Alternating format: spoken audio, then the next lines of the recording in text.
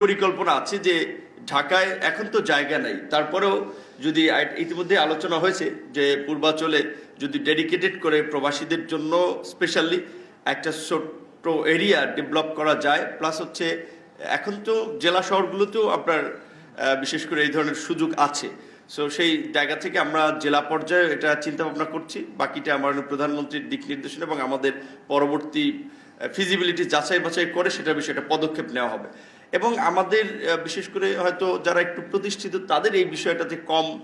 চাহিদা আছে, আমাদের সাধারণ যারা প্রবাসী রয়েছে তাদের জন্য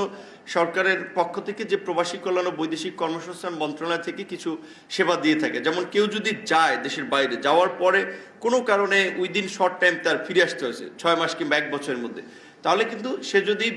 বিএমএটি রেজিস্ট্রেশন করে যায় তাহলে তাকে কিন্তু একটা সহায়তা, দেশে আসলে তার পুনর্বাসনের জন্য একটা হেল্প করা, ট্রেনিং করা, এইটা কিন্তু মন্ত্রণালয় থেকে করে। কিন্তু অনেকে বিএমইটি করে যায় না, যেই কারণে ওই আপনার ক্ষতিপূরণটা বা সেবাটা পায় না। এই যে যুদ্ধের